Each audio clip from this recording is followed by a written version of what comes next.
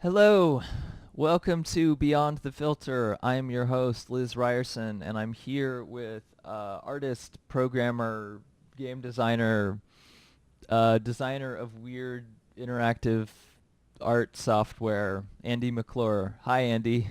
Hello. So yeah, we've known each other for a while. You used to live in the Bay Area, correct? Yeah, Um, for about 10 years until last year. So yeah, and I think I met you at the first GDC that I went to. yeah, I don't even remember how far long ago it was. I just remember like the whole group of games people I knew in the Bay Area. You were one of the earlier people I met, I think. Yes. Yeah. Yeah, because there was a huge group of people, and someone's like, "Oh, I think I saw that person who made Jumpman."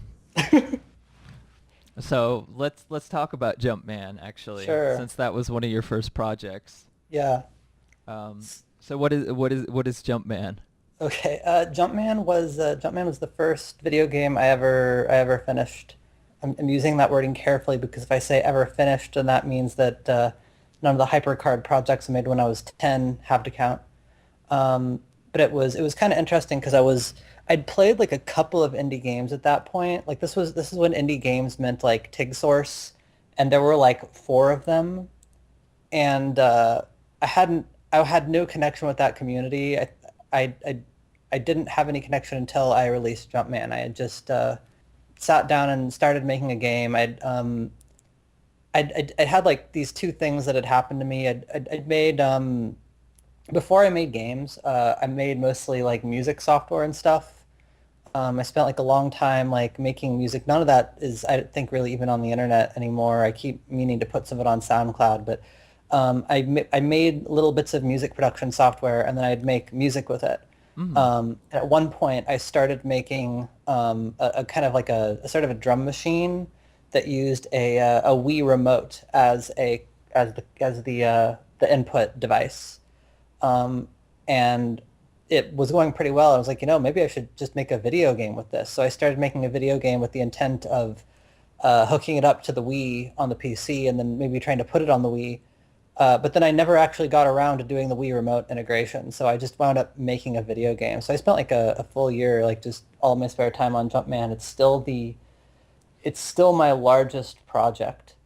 And then when I released it, that was kind of when I was trying to promote it, I made contact with TIG Source, and I got on their front page, which to me that was making it at the time, getting on the Yeah. TIG Source front page. No It one was a even it was a much smaller community It at was a that much point. smaller community. I don't know if anyone even remembers what TIG Source is now, but that was what kind of got me into the community and stuff. And Jumpman was it was sort of a I was sort of trying to make something that like evoked like really, really early video games, like the Atari 2600 slash Apple II era. There's actually multiple other games named Jumpman. There's a one like when Yeah, I googled Jumpman, there's a game called Jumpman Lives, um, from yeah. So I was 1983, and I think there are part. other ones too. Yeah, so part of the joke there was that I named it Jumpman just because it was like, okay, something like really sort of like evoking those super early video games. And it's like, well, Jumpman, there were like multiple games named Jumpman. Mario's original name was Jumpman. And I think I kind of made a mistake because I thought there were multiple unrelated games named Jumpman, but there's really the only Jumpmen there have been were Mario when he was in Donkey Kong and and the Jumpman, which was a game that was made in the early 80s and had several sequels and remakes that were um, all in one series. Something about like disarming bombs. I've never even played that game. Yeah, I've Um, never either. so I think I kind of made a mistake using that name because I thought it would be like, well, Mario was Jumpman, and then there were several other Jumpman, but like it was mostly just people associate Jumpman with like the one with the bombs, um, and people had a lot of attachment to that game from the early 80s. So I had to do a lot of explaining that like, no, not that Jumpman, the other Jumpman.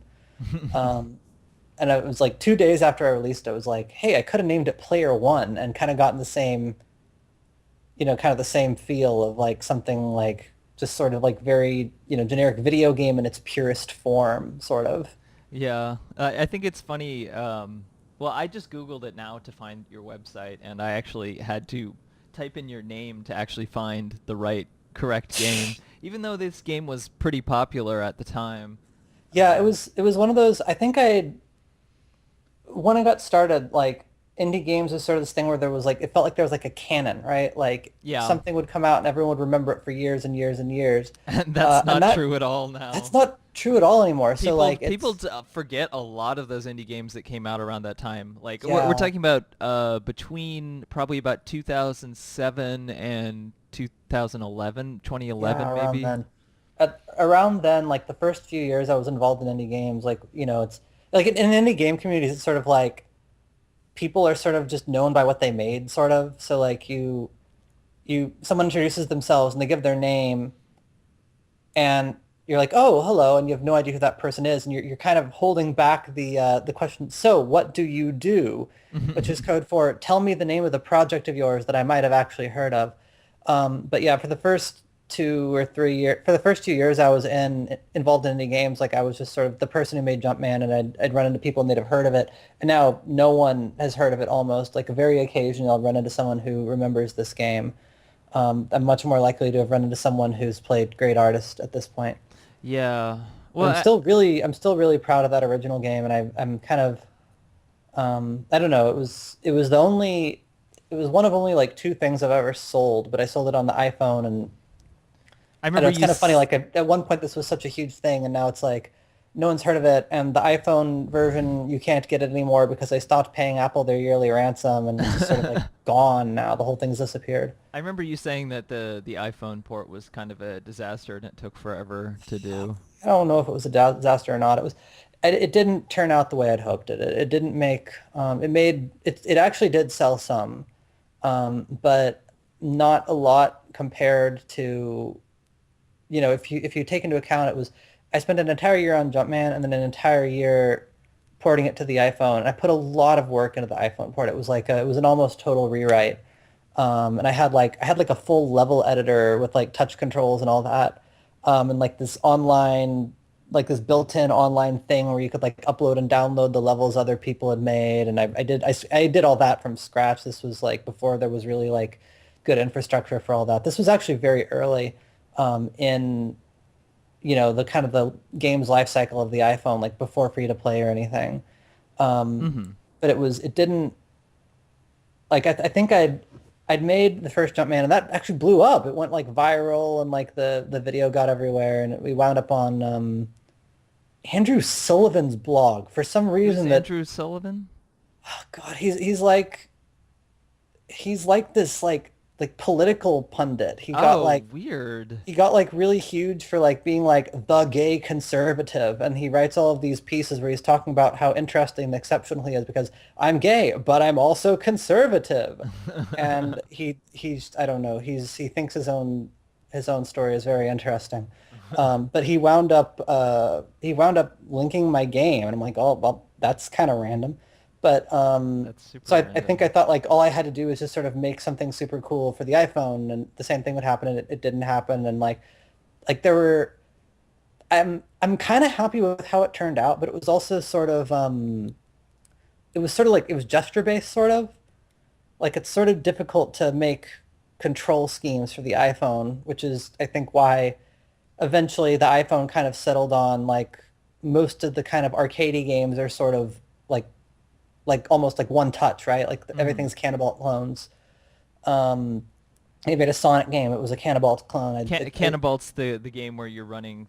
There's an Yeah, impending apocalypse, and you're running, and it's just you run and jump, and that's the only thing you can do, and you're just trying to yeah. It's just the prolong only the thing. The, apocalypse. the entire screen is one button, and I feel like when the iPhone first came out, people were trying to do all kinds of really complicated things with gestures, and then they eventually just realized that gestures are very, very, very hard to get right. Yeah. Um, and so it's more like everything's either sort of like games where you're just pressing buttons all the time, I feel like, or it's just sort of, well, the whole screen is one button. It's Flappy Bird. It's that sort of thing. Yeah. But I had actually made a platformer, and it was not a platform with the world's tightest controls. Like it really, it was not, it would have it could have been a much better game if I designed it for the iPhone and its screen, rather than trying to port an existing game I'd made. Like there was a game relatively early on called MOS Speedrun, MOS Speedrun. I've never heard of that. Yeah, this was it was a big deal in the early days of indie games on mobile devices, and now I don't know if anyone remembers it now, but it was At least also the old PC indie games people can still somewhat play, yeah, whereas the iPhone ones, it's like, iPhone games are just dead after a year or two, and there's no incentive to keep them working, right? It's just if you update your game, you're putting a lot of effort into, keeping up with this treadmill of the rapidly changing platform, and and you don't get really any revenue off the old games. yeah, I But actually was watching an interview with Jonathan Blow recently where he was mm, saying that he built his own engine for The Witness partly just because if they used Unity or Unreal, which are two of the big 3D engines, that he would uh, be forced to update it all the time in order to be compatible with the new versions, and then because they change their software and they change how they're doing things, things that are designed to be a very, very particular way in the game could now not work the same way anymore because it's just not possible because it was designed with the other previous thing in mind. It's just really kind of tragic how I mean people complain about Flash, but one thing that when I talked to Natalie Lawhead, who did Tetrageddon games for this podcast, like she was saying that they've done a lot to make Flash backwards compatible and to try and not break old Flash games and that kind of stuff. Whereas like Unity or an eight or even like HTML or something like that, they don't necessarily put the effort into trying to be backwards compatible. It's all just about, well, you have to fix your thing and you change your thing, and if you don't do it, then too bad for you. And it's even worse with Apple and obviously iPhone because they have a lock over everything, yeah, distribution I of it. think I think I mean Flash was obviously just one of the best things to happen to games, ever, and it's just incredibly tragic it's been killed. But I mean, I it's think technically what still around. technically I think what Blow was describing is like it's a point, but I don't know if he's got the right solution because so there's if you're using like someone else's engine, like Unity or something, you've got to deal with the engine itself changing over time, and I've got no background with Unity whatsoever. And a lot of people do mention that like, oh, you go from like one version of Unity to the next and stuff breaks, you have to update your project, that sort of thing. But it's also the case that if you're using one of those engines, the platforms themselves change over time. All of the platforms are changing over time. There was kind of like a period of like a good 10, 15, 20 years or something where both Windows and Mac were sort of stable as platforms. So if you just targeted like desktop, you'd at least be able to, you could expect that your game would keep working for a long time, but that's not really true anymore. Like Macintosh, like Mac games that are not even that old have been breaking with new OS 10 updates at an alarming rate. Um, Windows is a little better just because I don't know, a lot of even not very old games that I run on Windows 10 don't work. But Windows Yeah, 10 has this like whole set of backward compatibility modes. yeah. Well, So if you Windows. if you open up the backward compatibility mode, if you open up like the compatibility mode dialog and just like keep pressing buttons, it'll usually eventually launch. But it's not like it was like 5 years ago where you could, download something that was 11 years old and just assume it would work. Yeah, well, Windows is kind of notorious, especially during that Windows 95 to 2000 to like era of like a lot of Yeah, those games have problems and have compatibility issues. The one thing though is a lot of the games that are popular enough they've gotten fixes, or there's like yeah, good old games or something like that where they'll have like fixes and people will yeah. hack it. So I mean, it's wonderful that the user base will do that. But when we're talking about, I mean, one of the huge issues that I have with we're talking about like that early era of indie games is at the time there was like this canon, and it was kind of like a community, and it was like to some extent more based on merit, or at least there was like, I won't say based on merit, but there was like maybe more of an openness to whatever anybody was going to make, because anybody doing it like in any kind of ambitious project, was kind of a big deal. Even if it was weird, because there's like stuff like La La Land that, was Yeah. was pretty well known, even though it's super weird. Um, Well, I think it was just a lot. I think the fact the community was smaller made it just a lot more manageable. Like I remember at the time, like back then, I played almost everything that came out. Like I could honestly say I'd played like pretty much like all the indie games because there were enough indie games that you could just play them all, kind of. But these days, there's just so much stuff. There's just enormous amounts of stuff, and it's just sort of you have to kind of pick and choose what you play. And when you pick and choose what you play, maybe you're not really making the best decisions about what to pick and choose, or you're picking things based on prejudices, or this person, or whatever. Yeah, oftentimes I pick based on appearance, and that's not always the best option because sometimes I've seen a lot of things that might be aesthetically pleasing, but not have much else to them, or Hmm. or whatever, and But I guess the thing that I find really weird is when I got into indie game stuff, TIG Source. Which was around 2010 or 2011, sort of towards the end of that era. I was hearing about all these games, and I was like, oh, okay, this is what this is. And then all of a sudden, like things like Indie Game the movie happened, and most people forget about those games that were made during that era, and some of them don't even work anymore. And like I don't know. I just find it very strange. And part of me, like, I don't see like YouTubers really even playing them. There's so many like YouTube Let's Players who will play so many weird things, but I don't see them really playing games from that era. Indie, I don't really see people talking. It's not old enough for people to have nostalgia for them, basically, and not new enough for it to be current.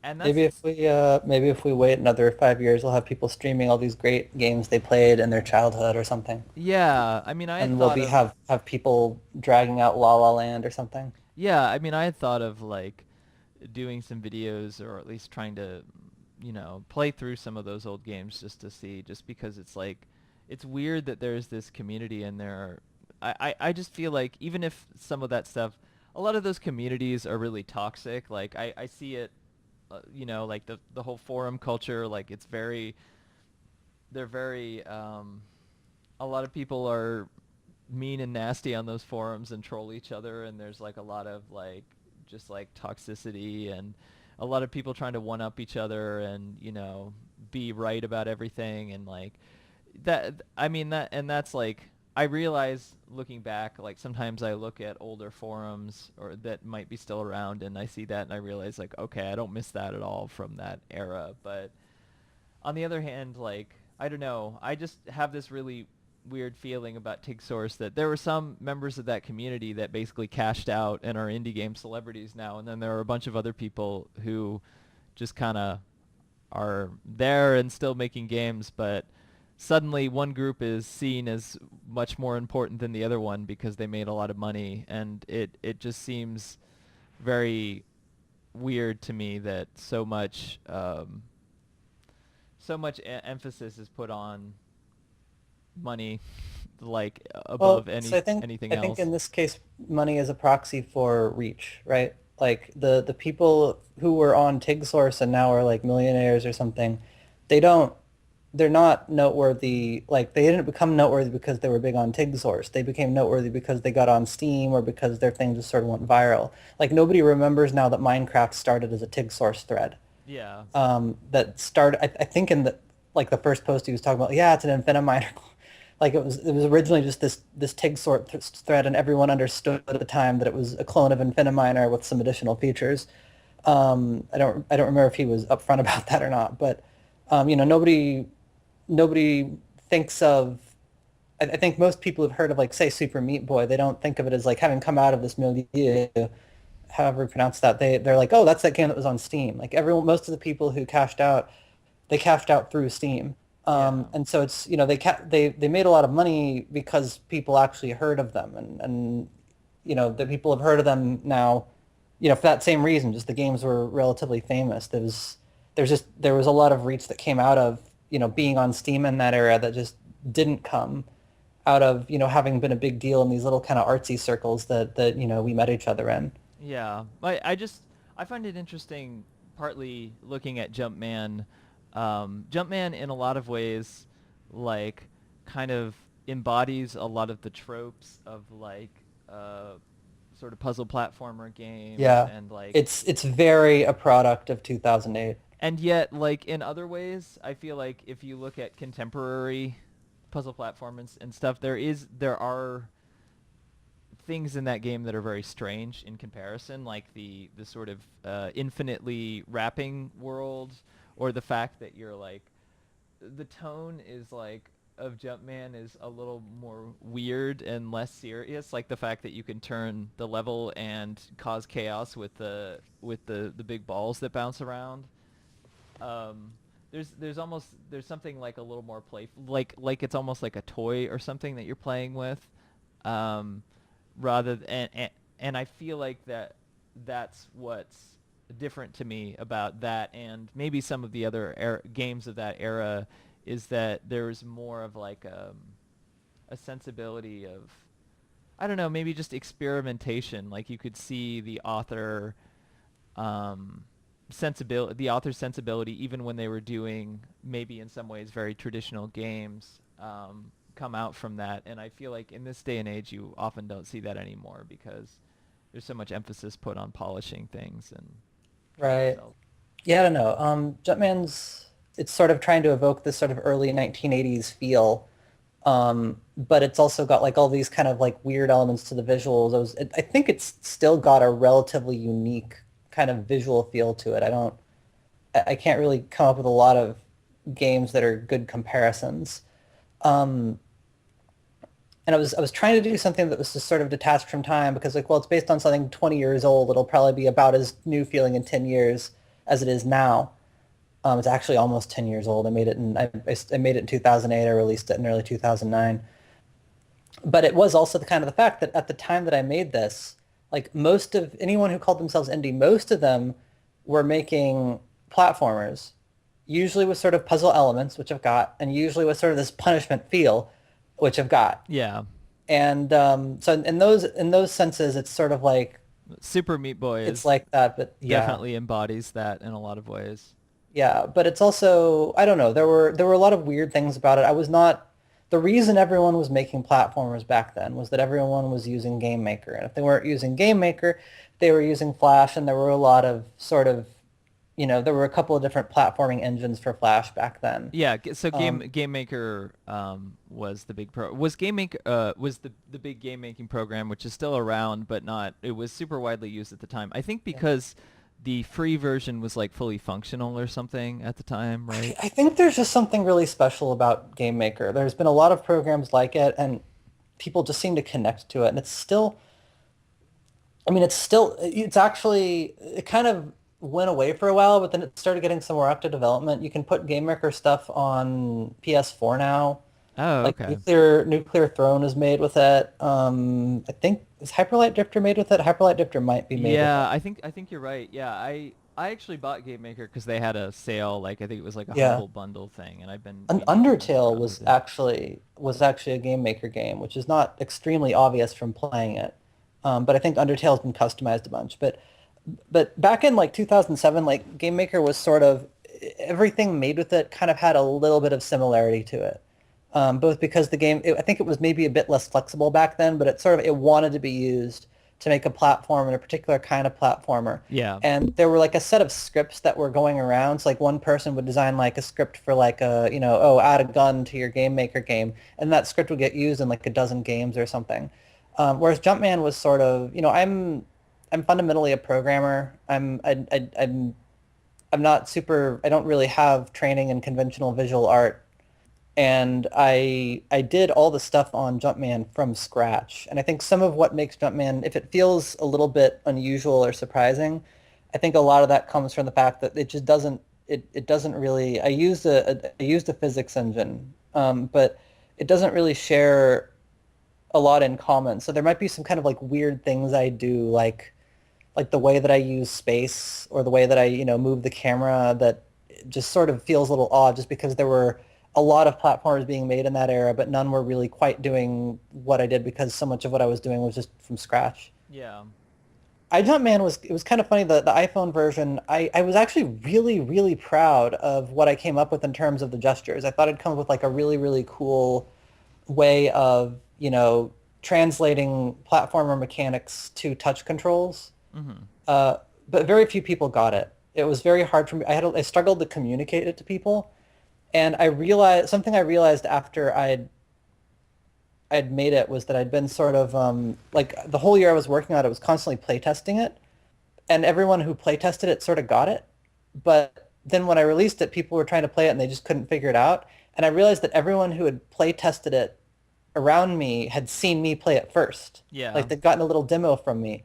And if you'd seen someone play it, you kind of got the sense of, oh, here's how I use these gestures. But I never really succeeded in communicating within the game how the gesture system works. So it was Mm-hmm. sort of like not some people downloaded it, but I don't think they really got what to do with it or how to play it. And so that was a bit of a discouraging thing for me. And that was sort of, other than like a little drum machine program I made, that was the last time I tried to sell a game because it was sort of like, well, I put so much effort into making it sellable, above and beyond like, the level of polish for like just something I throw up on a website.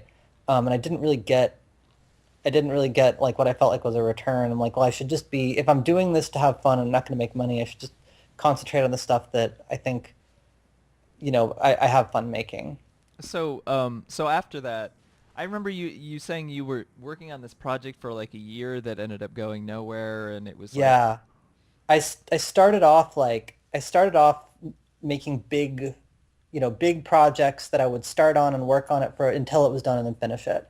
That was, Jumpman for 1 year, and then iJumpman took another whole year, the iPhone version. And then I worked on something that I called Angels, and Angels was sort of my one that got away project. I spent a whole year on it. I'm still really proud of it, but it was kind of more impressive technically than it was in practice. Like it was a Pac-Man clone, but it was a Pac-Man clone set on something called the Hyperbolic Plane. So it was in non-Euclidean space, and meaning it's sort of like mathematically like it was projected on the inside of an infinitely large sphere. So it was like when you were playing it, like everything would sort of like warp and bend around you, and like angles didn't work the same way they did in the real world. And it was it was like a really fun project to work on because I was having to learn all this weird math just to do anything at all. It actually turned out a little bit like iJumpman in terms of like it was very nobody really understood how you were supposed to play it, and I wasn't really convinced that playing it was fun. And because it was all this very complicated math, the code was kind of hard to modify. mm-hmm. So like I didn't start with like a prototype and then I developed it into a full game. I started with, well, I'm going to sit down and write this engine that can handle hyperbolic space. But by the time it was done, the gameplay was kind of very tightly welded into this engine I'd written, and it would have been hard for me to like, try out different kinds of gameplay or port it to use a different kind of gameplay. And I eventually sort of got discouraged and stopped that. So that and the iPhone project that didn't sell very well, and the large, weird, hyperbolic project um, that I couldn't quite figure out what I wanted to do with it, that sort of like burned me out on making like large, monolithic, professional looking things. And I started kind of making more, small jam games, trash games, that sort of thing. Yeah. Well, The other thing that happened was that after I'd been on Angels for about a year and was kind of starting to lose faith in it, I actually took a job. It was actually kind of funny. The iPhone game didn't go anywhere, but I learned iPhone programming, and so then I got a job writing iPhone software. But the company I got the job with, part of my terms of employment was that I wasn't allowed to work on any other iPhone software. yeah, I And remember you Angels saying was, that. yeah, Angels was an iPhone game, so I had to. It wasn't finished, and I just kind of had to stop working on it permanently. And then I just never went back to it. That one never got released. I've been thinking about trying to bring it back and maybe like I don't know. I'm starting to sort of these days, like very recently, starting to sort of work with like web stuff, and I might try to somehow get what I have finished of Angels like onto a website or something. Mm-hmm. But I don't know.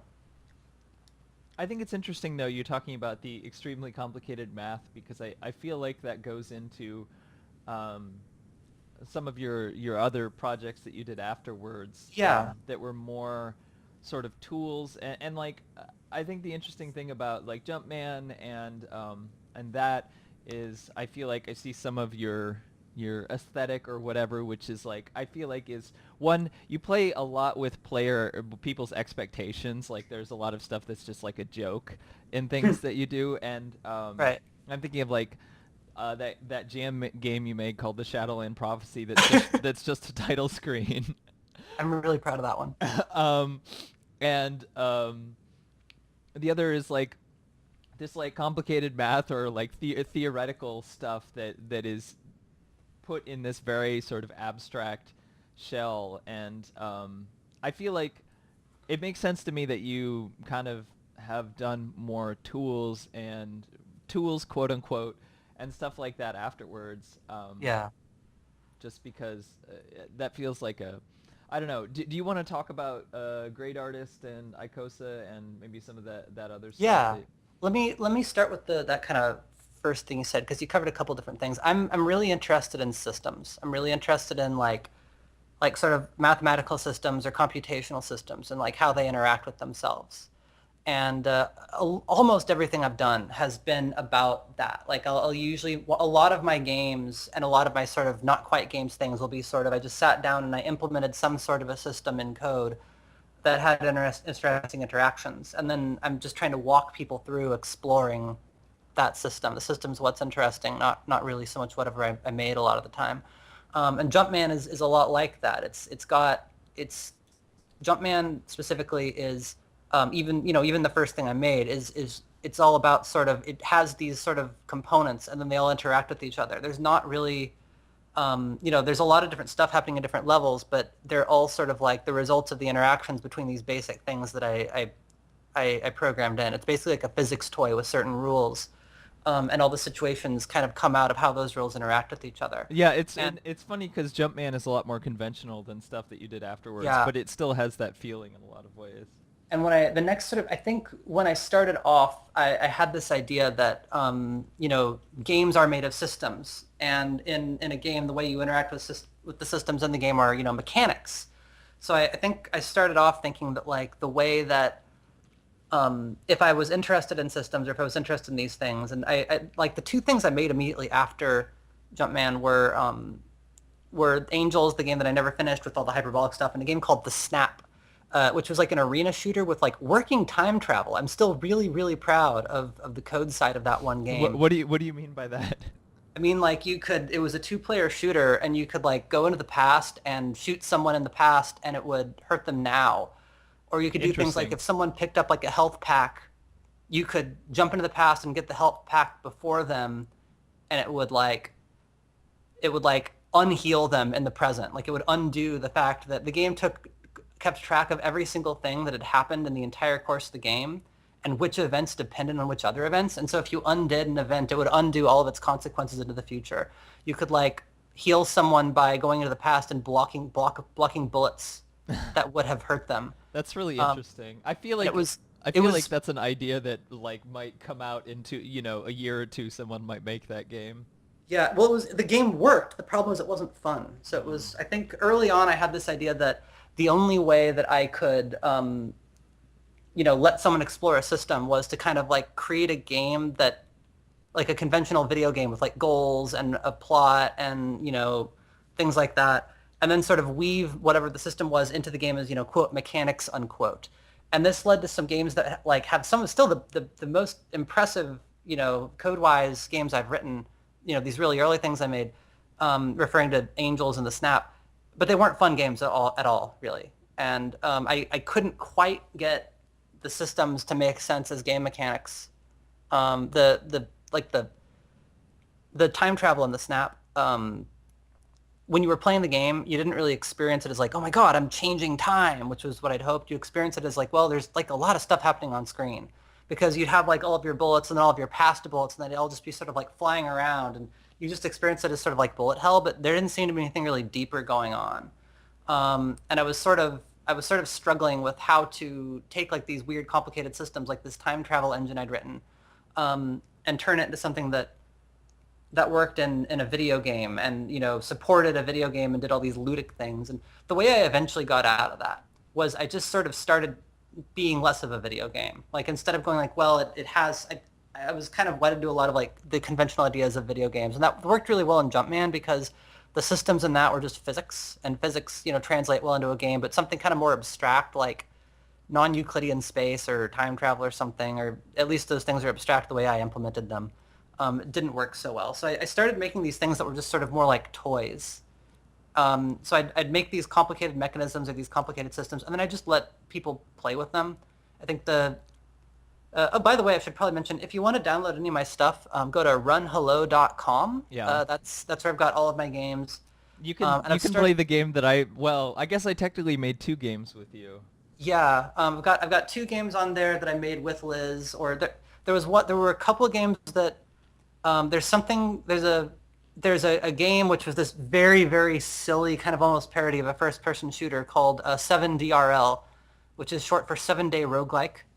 There was a competition called 7DRL for 7-day roguelike, and then the next month there was something called 7D FPS for 7-day FPS. So I made a first-person shooter roguelike for the second one and named it 7DRL.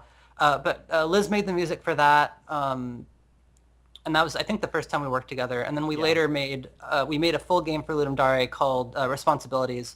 And then another time she contributed music to sort of one of the toys that I mentioned. It was called Howler. Oh, right, okay. Yeah, so that's on my website. And then I've also got a second website that I've started posting my kind of like web experiments on, which is dryad.technology, like the tree. Okay. But anyway, the point is that I kind of stopped making video games and started like Howler, which is I think the second thing that I mentioned that Liz made music for. There was not much to it. It was just like some objects in a physics space, and when you clicked, they'd sort of like gravitate toward where you clicked, and then there were like just some sliders, and the sliders were controlling like video feedback, and it was like this unbelievably simplistic thing. Like it was just you were basically playing with video feedback as if like you have a camera plugged into a TV and then you point the camera at the TV, and the sliders would sort of like mutate the video feedback. But it then in the background it's messing with some little music clips that Liz contributed. But I found like that just sort of these very this is a much more simple system than some of the other stuff I've made, but your control over the system is very direct. Instead of it being filtered through, originally this was going to be like I was making this video feedback engine, and I was going to make like a shooter or something, like a space shooter that was using this video feedback in the background. And eventually I was just like, why am I making a space shooter when I've just spent like after I implemented this video feedback system that was going to be part of the space shooter, I spent like 3 hours or something just playing with the debug mode where I controlled the settings for the video feedback. I'm like, why am I even trying to make a video game when it's more fun to just play with the debug mode? I should just release the debug mode. And then I literally did that.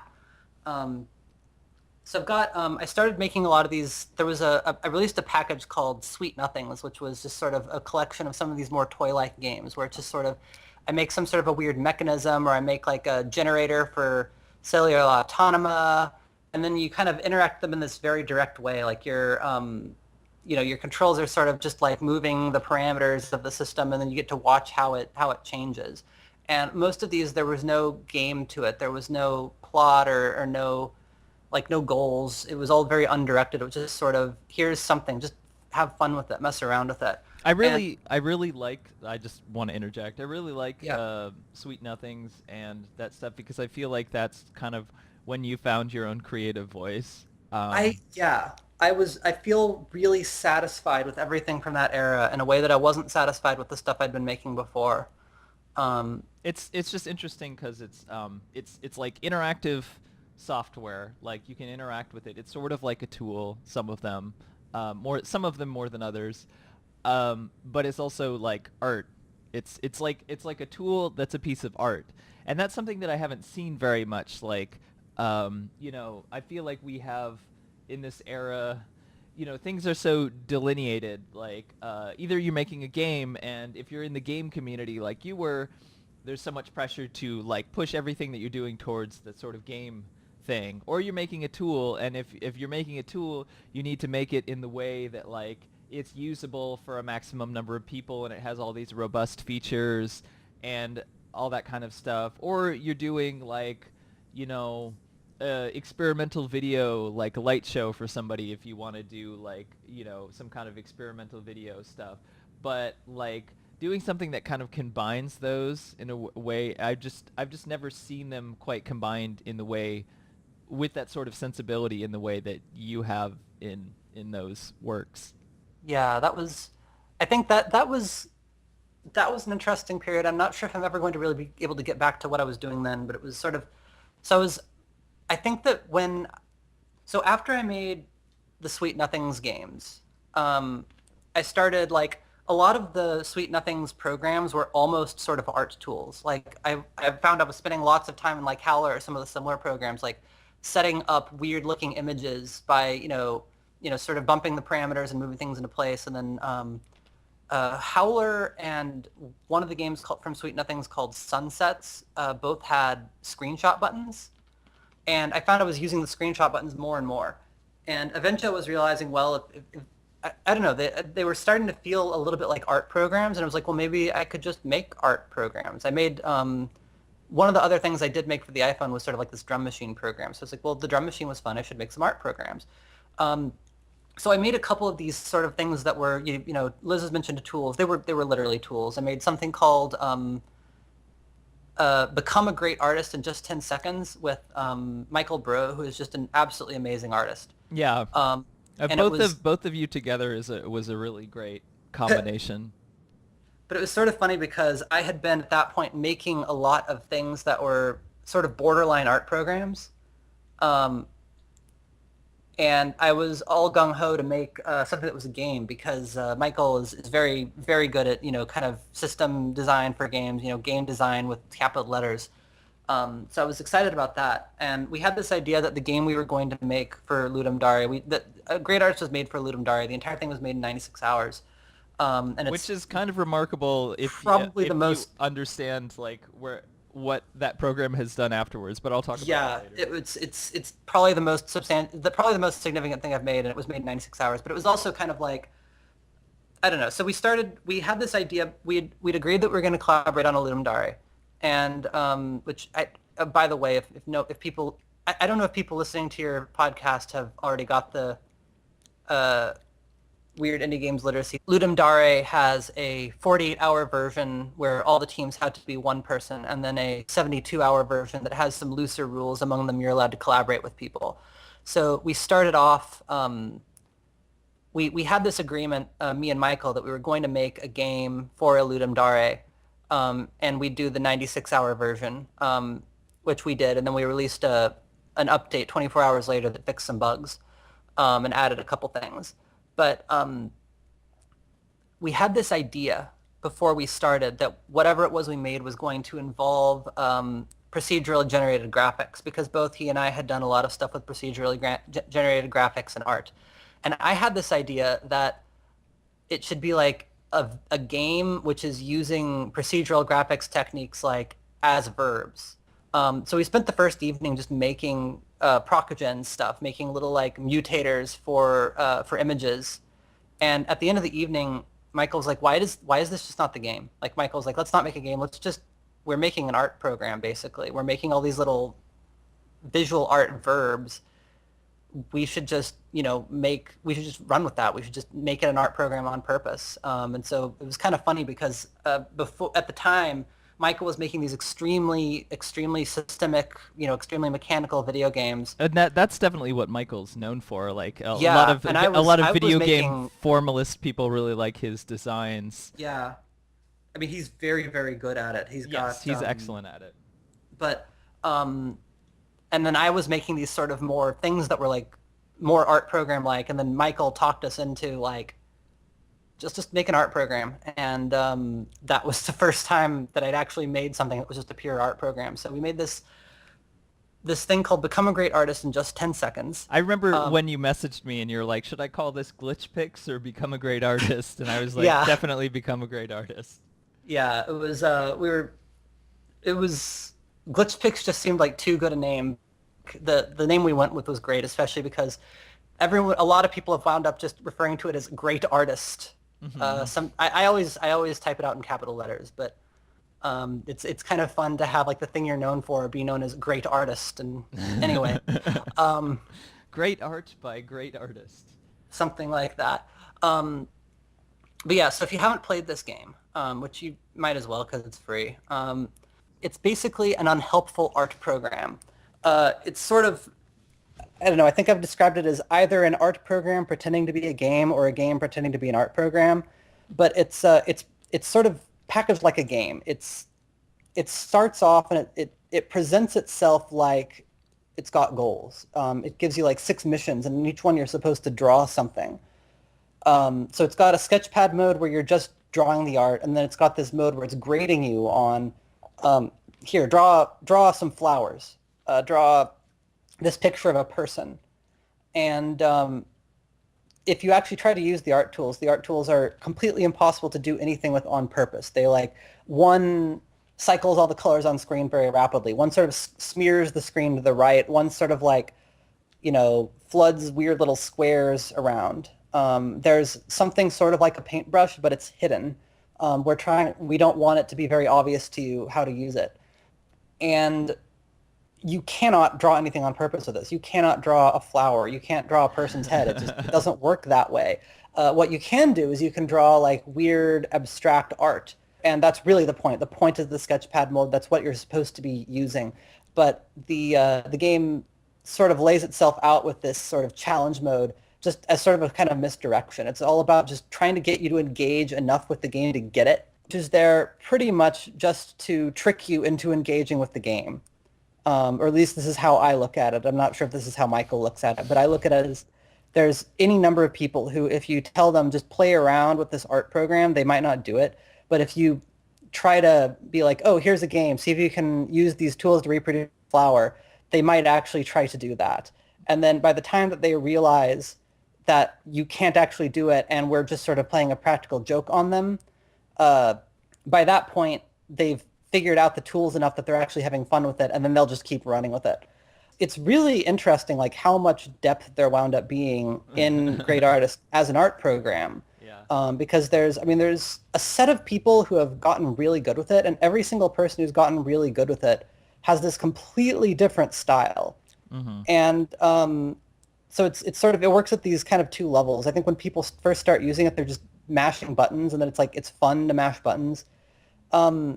I remember like when my sister was like 6 or 7, we had this old program for, Mac OS 7 called Baby Smash. It was literally every time that you hit a button, it would just play a random sound effect and draw like some kind of square, a circle in a random place on the screen. And it was designed for literally, it was designed for someone like my 5-year-old sister. It was designed for like, we could put her in front of the screen and she could mash on the keyboard and it would make stuff happen on the screen. And she just had so much fun with that. And at the base level of Great Artist is basically just that you're smashing buttons on the keyboard and it's playing noises and doing weird things to the screen. And that's just very fun. You might not be able to draw a flower, but you can kind of get a sense of like what the different tools do and how to use them. And there's like every single tool is mapped to a different key. So there's out of the 36 keys on the keyboard or whatever, that's 36 little tiny paint tools. And if you start getting used to them, you can eventually sort of like go, oh, okay, well, I've got a sense of like, it looks good when I do this. It doesn't look so good when I do this. And eventually you kind of start to generate a style. And like, so Liz, who's doing this podcast. Can we pause for a second so I can talk about this? Okay. Yeah, so, no, go for it. So one thing I wanted to say was I found the game part really interesting and funny because when I had first started playing the game, or whatever you want to call it, the program, I really thought that the game was that too, and I thought, like, for a while I was really convinced that, maybe it was possible to actually solve the puzzles or whatever and to draw a thing. And then I think I, realized that it was a joke. But it's just funny. It's funny to me how this program has all this depth and yet like you're drawn into like the section of it which is completely useless and is a joke, and it's actually like making fun of the idea that it's a game. And it was really interesting because it got submitted to the IGF, the Independent Games Festival, and people who were leaving judges comments, a lot of people were like hated the game because they were like, there's nothing here. It's just like fucking with you. This is just like weird Dadaist, and like they didn't get that the game was the actual sketchpad thing. Like they didn't understand that. And even when you tried to talk to them, I still think they didn't realize that. And like a lot of people just did not understand that at all, like that it was actually an art program, because they're like, well, why do you have this other thing? And that's the thing that they think is interesting. Somebody actually called it bad net art. Um, and I don't know if my camera. I don't know if my microphone's pick it up, but it's. I'm laughing.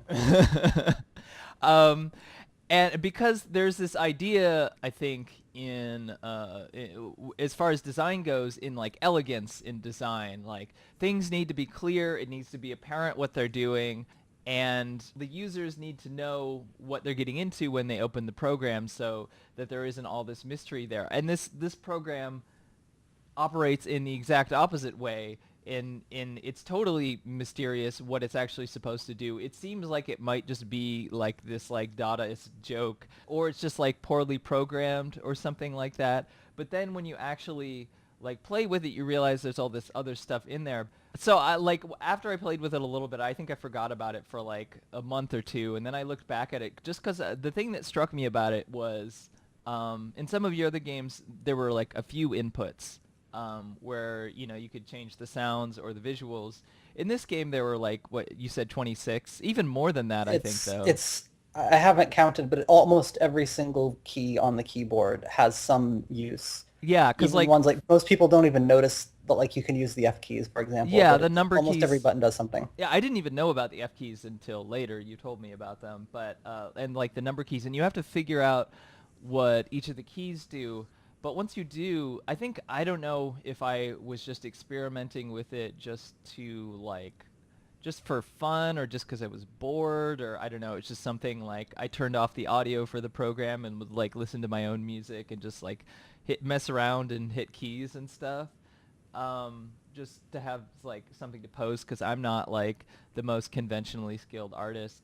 But after I started messing with it, I found this like really weird wormhole, like where after a certain point, like really started to get sucked in just based on the things that a few of the keys could do, and it like opened up this like huge range of possibility, and I ended up spending a really long time on it, and I ended up selling some of my prints. Like my album cover thing is like made for like EP Year Zero is made with great artists. Like I've done a lot of art with great artists. I've done like the background for my website. It's like good for textures and that kind of stuff often, but it's like because it's not completely like perfectly designed in a lot of ways, it actually makes it more something about the imperfections of the program actually make it, first of all, it makes it more fascinating to me because it's always like this kind of mysterious enigma, but it also, I don't know, like staring into the sort of abstract void where everything is being made by these complicated math equations, and then all of a sudden you mess with it, and sometimes just by happenstance you get something that looks like a really pretty picture, and there might be some weird things in it, but like it looks like something that someone could have drawn almost, like, and you start to feel like, oh my god, like everything that I see is like everything that I'm looking at it, pixels and stuff. Everything that I'm looking at is like a math equation, and it kind of like totally makes me.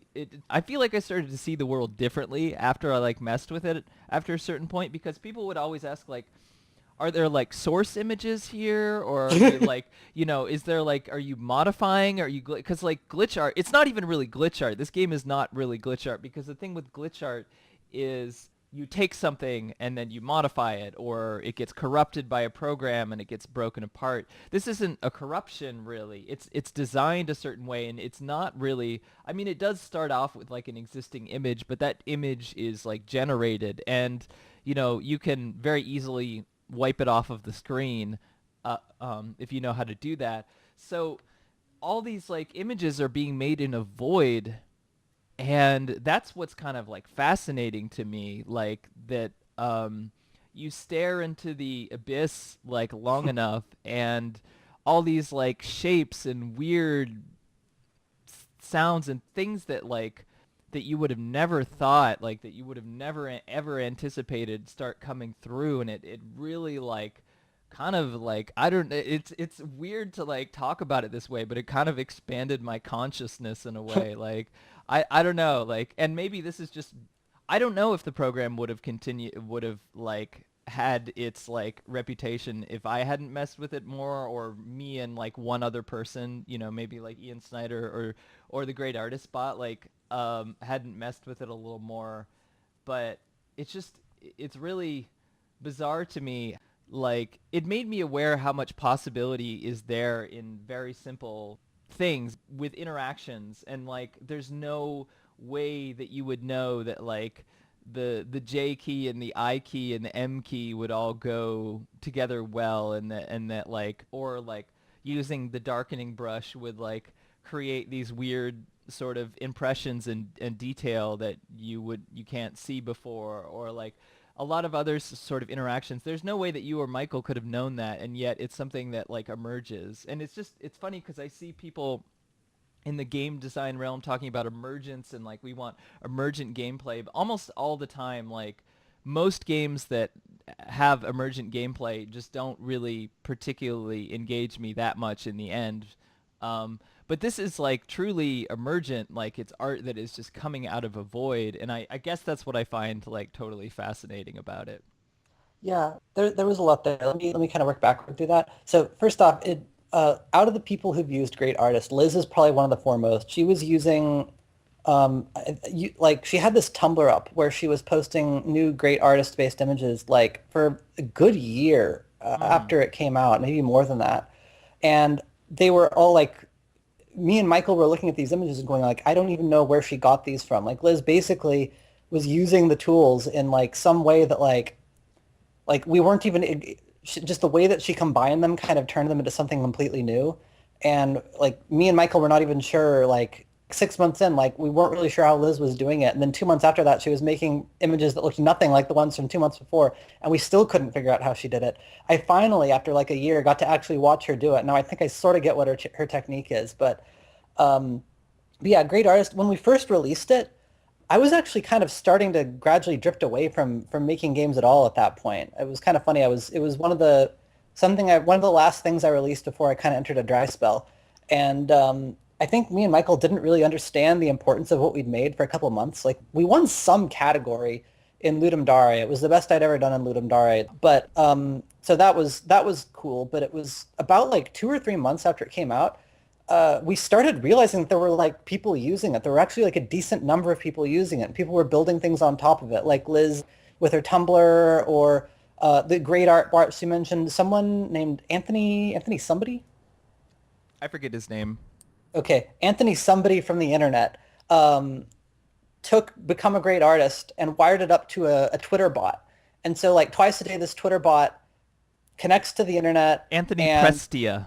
Prestia, okay. Twice a day, this bot launches Become a Great Artist, hits random buttons for about a minute, and then posts the result to Twitter. And to me, that was just awesome. That like I had made something, and then people were making new things on top of it, sort of. That like that was just really cool to me. But it actually kind of picked up steam after a few months, and I'm certain Liz's images were kind of contributing to that. She actually wound up eventually making clothing, selling clothing with stuff that she'd made in Great Artist on it. So that to me that was just like super cool. There was all this. I thought I'd made a video game, and instead like there's like clothing coming out of this. Um, and it did kind of. I made the two games I made after this were sort of similar in the sense of that they were sort of like art programs, but sort of like not designed like art programs, designed sort of like with like game-like interfaces. I made something called Icosa, which is, it's another video feedback thing, but it's a lot more sophisticated than the thing I was talking about earlier. And you're actually intended to play it with actually like a 360 controller, basically. You're in this like this 3D icosahedron and you're moving around in it and manipulating the icosahedron, and it generates various images because there's stuff painted on the inside of the icosahedron, and your movement alters what's being drawn. And this also has a screenshot button prominently built in. I made a similar game called another kind of not quite an art program called Scrunch. It was actually something that made me really happy was that after a while you actually started seeing people who are making these sorts of like art programs with non-art program like interfaces. And people actually I started seeing people refer to them as MCC likes, which I thought was gratifying. There And then was there's the art machine by Strange Think, and then there Yeah, was something else. Strange Think has made a bunch of games that are along the same lines of Become a Great Artist and Icosa. I don't know any evidence he's even played my stuff. Actually, I don't know why I just said he. I don't have any idea what Strange Think's gender is. Yeah, they've But never specified their gender. yeah, anyway, Strange Think has made a bunch of stuff which is along the same lines of a Great Artist and Icosa. And I don't know any evidence that they've played Great Artist or any of my stuff actually. I'm actually really happy about that. That it's sort of a medium large enough, by which I mean sort of this sort of like abstracted art program thing. I It's sort of a think I medium large think enough to I think support they multiple people probably with I think they've maybe, but probably seen Great Artist. but they've got this really unique style, which is Yeah, off on a completely different direction than anything I'm doing. It stands alone completely. yeah. So I'm really happy to see someone else doing like something sort of like this, but so completely separate. I thought Art Machine was interesting. I played with it. I don't Mhm. think something about it didn't work. Maybe it was just like too well designed or something. That's silly to say. So, Liz, earlier you brought up the question of whether or not great artist is glitch art, and I think fundamentally it is because what I see glitch art as really being about is about processes that are made visible. So when we talk about glitch, we're usually referring to like a system breaking down. We're referring to you know a CD is scratched, and or we're referring to you've corrupted a file, and usually what we're seeing are mechanisms or formats that are normally invisible becoming visible. When you hear like those distinctive chirp chirp noises from a scratched CD, um, you are hearing sort of the artifacts of the way that the CD is built and manufactured, and the way that it plays back, and the way that the CRCs work.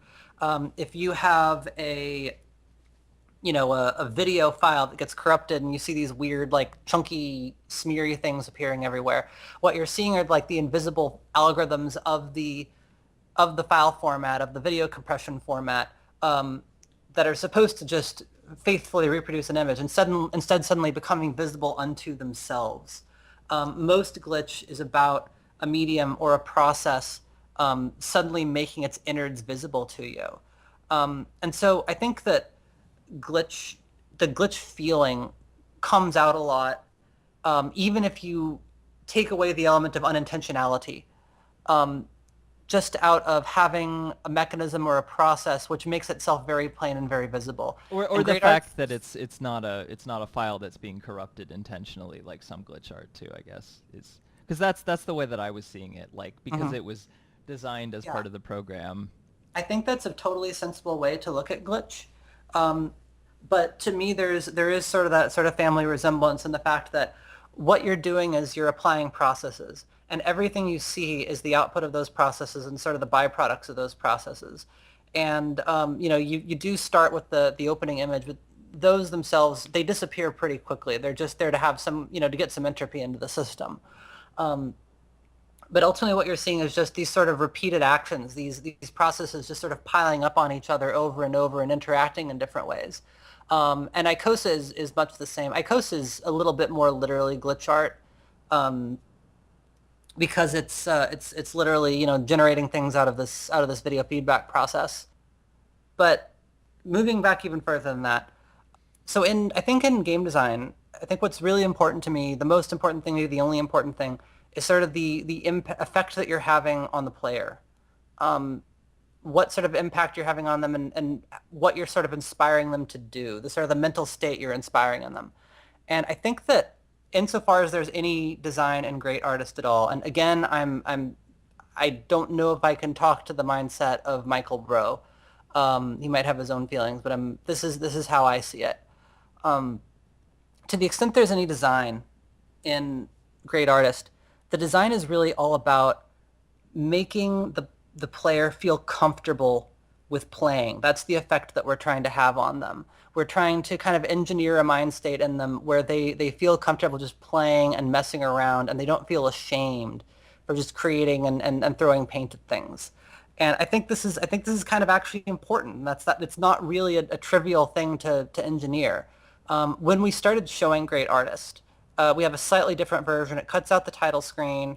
It shows it's sort of if you leave it alone for about 15 seconds, it starts sort of playing itself. Actually, the version we produced uses a set of about 50 to 100 images made actually by Liz. We took some of Liz Ryerson's greatest hits, and the demo mode is if you're using the version that we use when we're exhibiting the game. Every 15 seconds, if you don't press anything, it mashes some random buttons, and then it just shows a random image from the Liz Ryerson file. And when we were exhibiting it, we actually a problem that I kept having was that people would sort of walk up to it, and they'd see this thing on the screen, sort of like showing them random strange images, and they just sort of stared at it really fascinating for a second, and then they'd walk on. And what I found very quickly once I started exhibiting it was I would ask people, hey, do you want to give it a try? And they'd always say almost the exact same thing. They'd say, oh, I don't know how to play it. And when we were exhibiting it, the last time we did it, we actually just had a little piece of paper taped up that said instructions, press keys on keyboard, which is what it says in the game's title screen when you're playing it normally. Mm-hmm. They just say, well, I don't know what to do. I don't know how to play it. I was like, oh, just go ahead and press buttons. And once they had, like, it was sort of like me saying that was giving them permission to mess around. Like, they couldn't just walk up and start hitting buttons and risk making a fool of themselves. But once I'd said, like, oh, do you want to try it? Just hit the buttons. They sort of had given permission, and then they were willing to sort of play around. And once they started playing around, they'd usually stay at the machine for a very long time. But they sort of had to get over that mental hump first of, allowing themselves to seem ridiculous, to just sort of mess around and not really know why or have an intentionality to it. Well, that's a really interesting extension or a problem with like programs and game culture, in that there's an idea that there's a right way to do things. Like most games are designed, almost all games are designed with a right way to do things, and so there's a lot of pressure that's being put on you, like in order to correctly solve the puzzle or solve the thing that you need to solve, or with a program, like there are ways that features are intended to be used, and you are supposed to use them that way, and there's a lot of stigmatization against using them improperly. Like if you don't play thing in the right way, then someone might look at you strange or be like, oh, clearly you have no idea what you're doing. And it's embarrassing. It's like socially. So like something like artists giving people permission to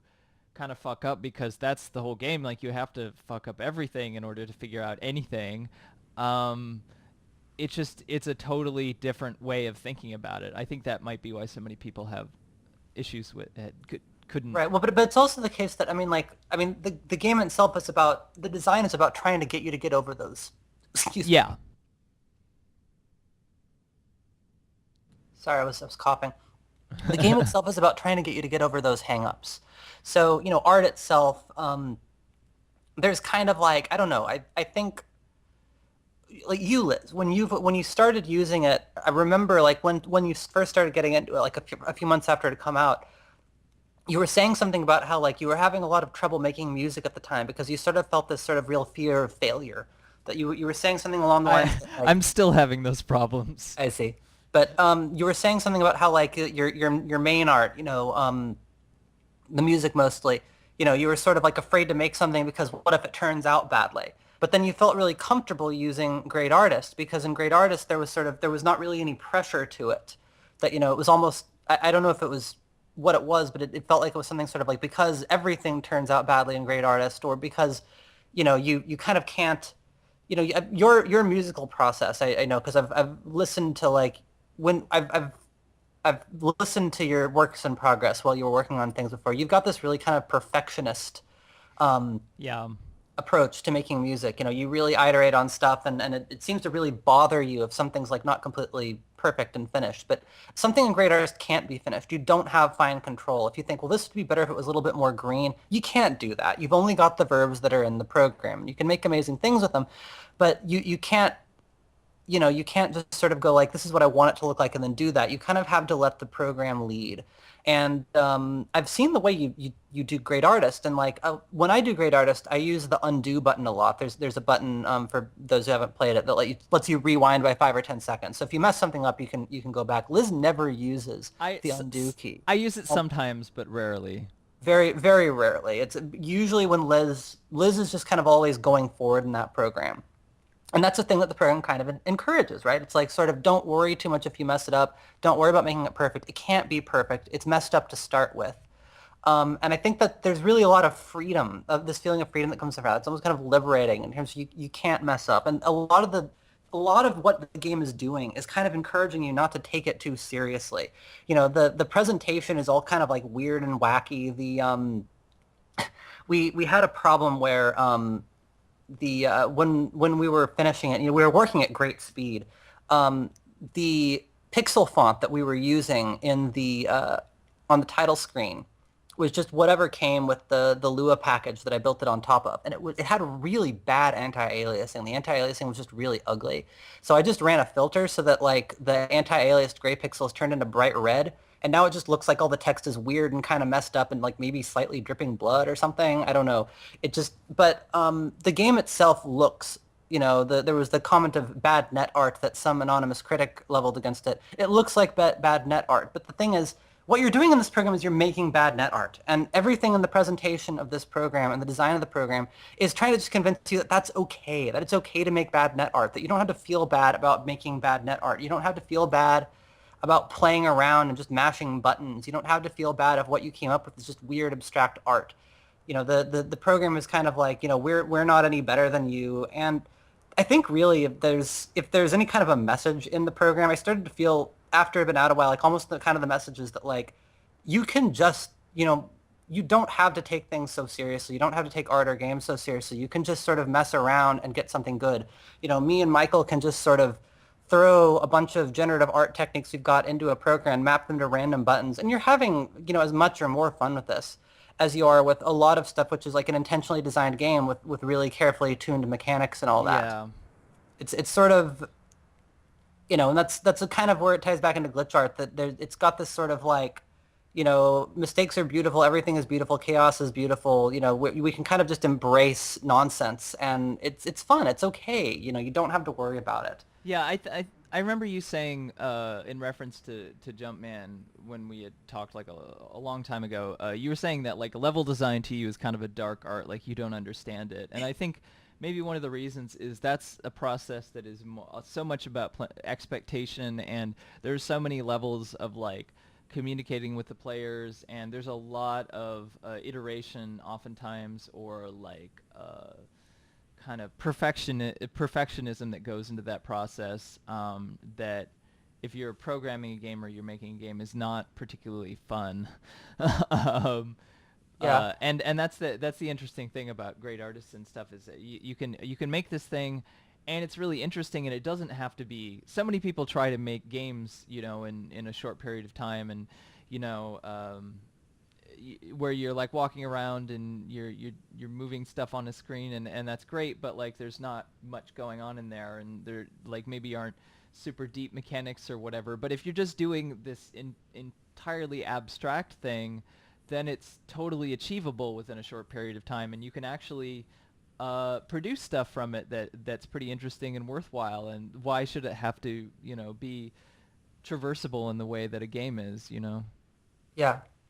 And I mean, I think that like, so there's, I've kind of played down a couple times maybe what Great Artist is doing. Like I mentioned a few times that it was made in 96 hours. And I think that there were definitely some things that went into Great Artist that I think help it work so well. Like me and Michael did, we made the game very quickly, but we were sort of bringing into it a bunch of generative art techniques that both of us had been honing over like a lot of different projects. I think we again, I can't speak for Michael, but I've seen his work, and I think we'd both kind of gotten to the point of having an understanding of like when you take certain kinds of processes and just recurse on them over and over and over, or mash them together in different ways, it's pretty likely that something interesting is going to come out of it. I've seen some of the art, some of the tools, or some of the art things that Michael put in, I can recognize in some of his previous games. Yeah, a lot of his games use generative art very Yeah, and effectively. you can see sort of like I feel like some of the tools in Great Artist I can look at them and go like say, or some of the the starting generative images I can look at those and go like, oh hey, this is sort of like this effect that appeared in a previous Bro game. I can definitely point to some of the things I added and say, well, this is similar to this thing I did in a previous game. We were sort of like, all just both bringing in our bag of tricks and just sort of dumping them all over the ground. Um, but a lot of that was just sort of the understanding of like, you can, just sort of a lot of that was just sort of the awareness of like really it's enough to just sort of mash certain things together, and something interesting usually comes out. And I think that thing that you were saying about like it kind of being more interesting to be a little more relaxed. I see I see great artists as kind of like it came after this process that I was mentioning earlier of starting off making very formal, very intentional things, and then sort of letting the computer drive a little bit more. Sort of these more sort of like free form things I was making, where really it was sort of like instead of me trying to impose on the game, this particular design that I came up with and thought was a good idea, I'm just sort of like creating the system and then exploring the system myself, and letting the system tell me what's interesting. Sort of doing trial and error and saying like, these systems are interesting by themselves. It's enough to sort of let them stand alone. Um, yeah. And so yeah, I guess kind of, backing way out, I sort of like, I feel like there's sort of like this arc in my game's quote career unquote, um, of, me sort of going, starting off making these very mechanical things and then making these things that are sort of more mechanical toys. And then that sort of gradually morphing into art programs. And after that, I sort of took a break of a couple of years. I tried to make a programming language. Yeah, could you talk about that a little bit? But yeah, sure. But after that, I've actually started making stuff again, and like I said, I mentioned this dryad.technology website where I've started posting that, and the stuff I've been posting there is sort of almost like just animations. They're just sort of generative art things that you just sort of open in a window and they take over a browser window and play music and do visuals, and they're all using kind of generative techniques. But most of them don't have any interactivity out of what I've posted so far. And I do feel it's kind of interesting because I feel like I've been taking different approaches to sort of like, well, what can you do with generative techniques? And I've sort of explored toys, art programs, and just sort of, free playing videos. And I think the toys are sort of the things that were the most interesting to me. So that's what I'd like to go back to maybe with time. Um, but yeah, so, okay, so the programming language. Um, so I actually, a really, really long time ago, when I was in college, I thought I really had an interest in working on programming languages. I had an internship with, I don't want to mention the names of anyone I've worked for, but I had an internship with a particular large company that made a programming language when I was in college, and I was actually hoping to go work for them, and then they ran out of money, so I didn't go work for them, and I actually kind of just abandoned that entire thing that I'd been working with, like a programming language research lab in college and all this stuff. I just sort of gave up on all that, um, but I wound up. There was this point where I'd sort of started losing faith in video games. I was sort of not really sure what it was I wanted to do with games. I was struggling a lot with my tools. I was not happy with the tool set that I was using. And then Gamergate happened, and it just sort of like a lot of the people I knew left indie games around then, and Yeah.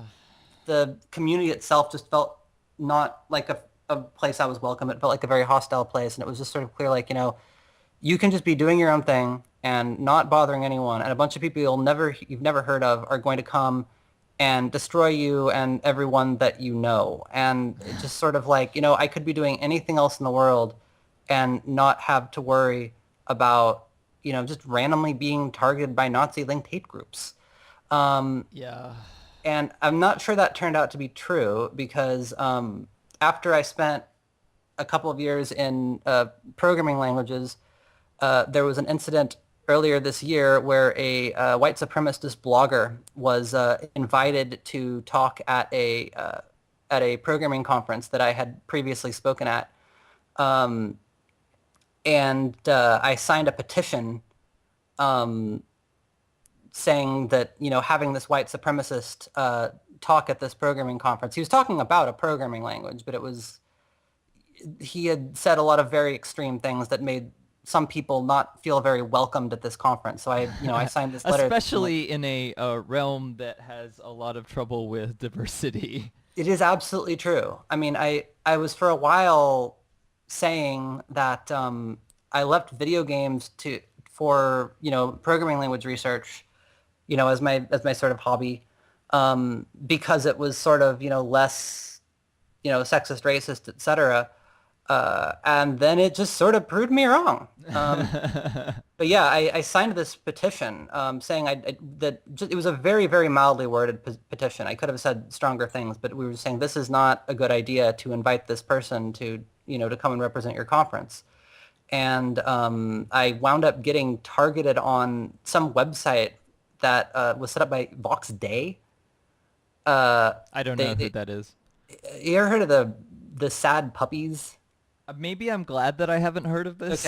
this. This random racist science fiction author who tried to rig the Hugos. It Oh, was I might yeah, have that vaguely whole heard of this. yeah, the guy who tried to rig the Hugos suddenly got really, really interested in programming language conferences and set up a website to post personal information about all these people who had signed this petition, just sort of mildly saying that inviting a white supremacist to speak is not going to help grow your community. It was just all very, very weird. But that was, at first, that didn't happen.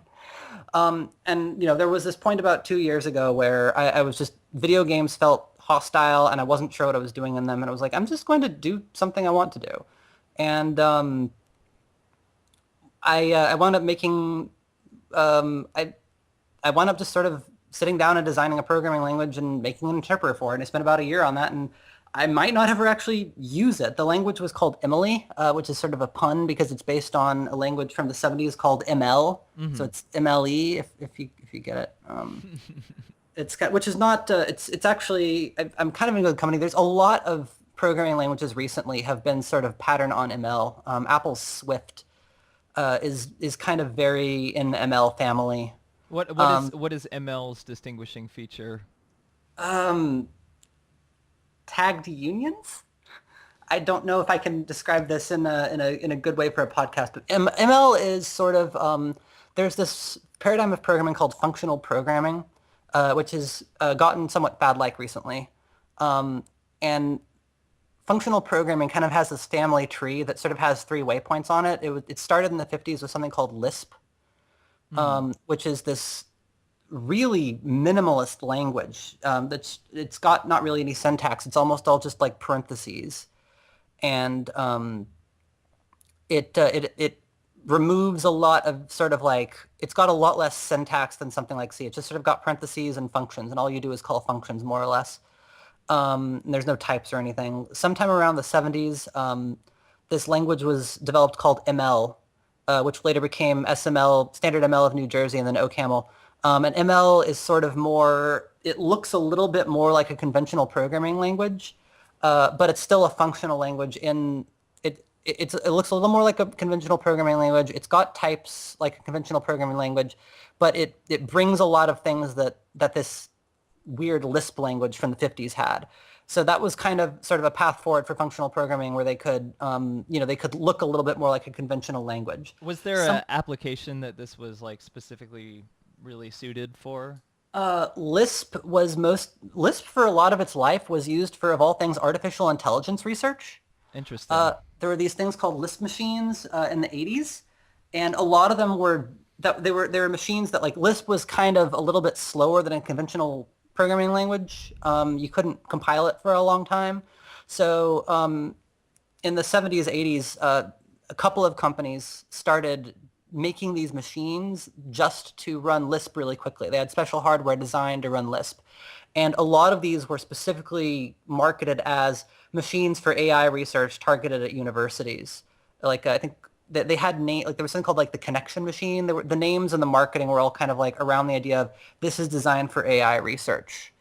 ML actually is a little bit odd because ML, as far as I'm aware, was came out of programming language research.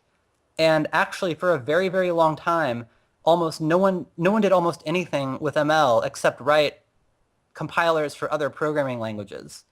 For a long time, like the place you were most likely to hear about ML was the Carnegie Mellon University. They did their introductory courses in ML, and you were charged, I think, on like one of the first classes with you were supposed to write an ML compiler in ML, and there's not a lot of evidence that until like the last 10 years or something, anyone was using ML for much of anything other than writing ML compilers over and over. Um, but anyway, somewhere in the late 90s, a language was developed called Haskell, which is sort of one of the weirder programming languages to ever gain popularity. Haskell is very closely patterned on ML, but it adds a bunch of new ideas. And in like the last 6 years or something, Haskell got kind of popular among startups in San Francisco for reasons. And then there was a sort of this halo effect that caused that kind of led to, this is my perception of what happened. There was kind of this halo effect where once Haskell started getting popular, people started taking a closer look at ML. ML is very mathy. It's actually as far as I know, the most serious commercial users of ML in the world are Jane Street, which is a financial firm. They've kind of developed their own variant of OCaml, and they do a lot of like mathematical modeling with it. It's very good for that sort of thing. Okay. Okay. Yeah, but you're now seeing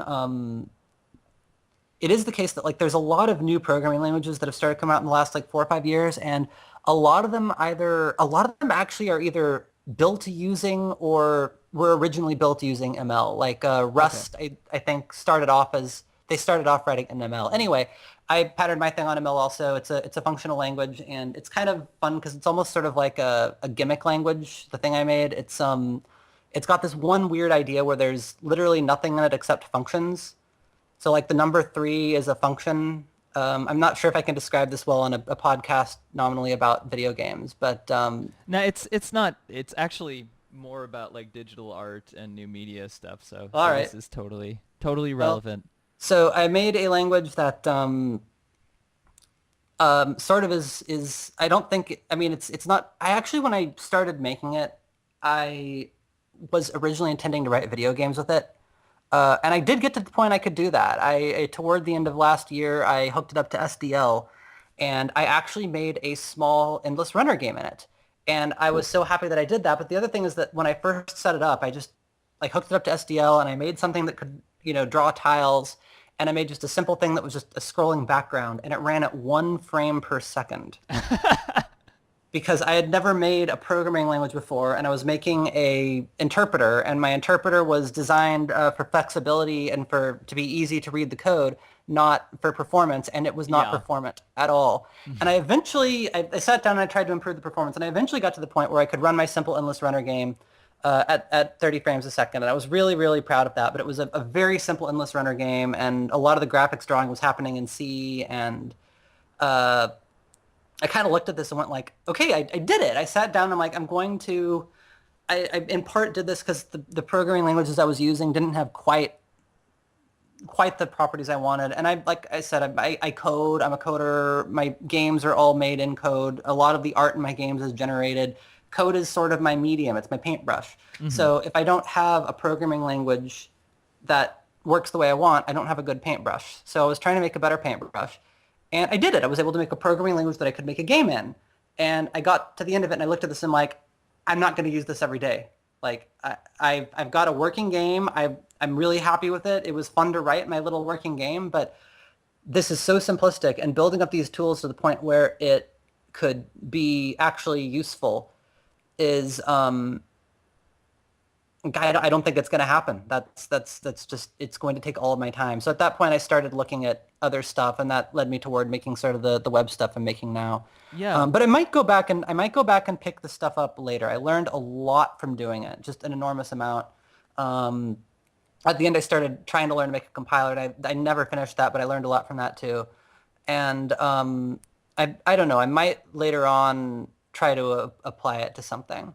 So it was a good use, and it was. I think that there's kind of some artistically interesting things about the programming language, if it's not completely pretentious to say that, just because the language that I made is really, it's got a really pure design. It's all based around one idea, which is that it's the language itself is based on something called logical combinators, which I'm definitely not going to try to explain here.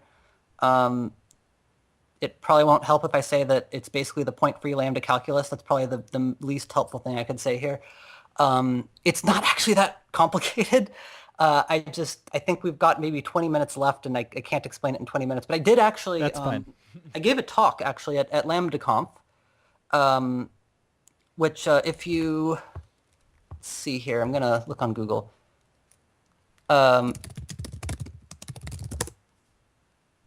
Okay, yes.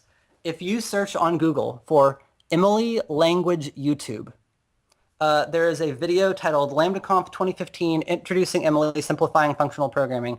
And I actually do explain the entire language and what's interesting about it and what's unique about it in 25 minutes.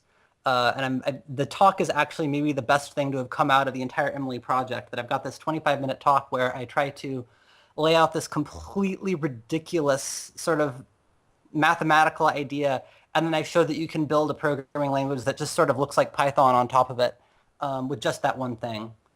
So it was really cool to, I think I've heard people describe my game work as sort of being about computation and sort of what you can do with computation. And Emily was sort of like a really big proof of concept about what you can do with one really simple form of computation and just how far you can take it. Cool. Um, yeah, I find it interesting how looking at your new stuff that you're working on, the dryad.technology, it's kind of come full circle into like what could be described as demo scene, or like kind of net art, or just interactive. Like kind of going back to that sort of interactive web page, interactive tool thing that I think like definitely characterized. I mean, I talked to Natalie Lawhead about like some net art a little bit, and about and Daria Harvey from Tale of Tales, and also this guy Kabibo who does stuff with Yeah, WebGL. Kabibo stuff is interesting. Yeah, and like I think a lot of this stuff is also a lot of these things are maybe being applied towards VR now, Yeah. um, which I'm really interested in VR. I'm hoping I get to work with it sometime soon. yeah, and I think like I don't know, for me thinking about other applications outside games, I see a lot of experimental video and that kind of stuff happening with being accompanying like electronic music or pop music or whatever for like videos, and or like Kabibo, he designed Isaac designed a website for the IDM artist Plaid, uh, Huh. That's and that's a good match. yeah, and I'm really interested in these things being sort of married together, and I think that's the exciting thing about, like, if I had somebody, I'm trying to get more into the electronic music world, and hopefully that'll happen in the future. But if somebody asked me like, what's the really interesting things that I should check out that are maybe from on the outside of games, I would definitely say become a great artist in Icosa. That would probably be the first thing that I would say, and then I'd also say like some of Kabibo's stuff and some other stuff, just because I mean his stuff isn't as explicitly game coming out Yeah. of games, but like I think there's a lot of like interesting applications there from design to being married with other forms of art, and it just hasn't completely caught on exactly. But I just yeah, it's weird how I don't know, something you said to me a while back is like one of, I still think about it. You basically said I approach art that I make like a scientist, and I approach the like technical stuff I make like an artist. And I think that's like a really interesting way of thinking about things. I don't know. Could you talk a little bit more about that? Uh, I don't know. I remember saying that. I don't know any way to say it in more detail than what I said, but because it's just sort of that I don't know. That's I sort of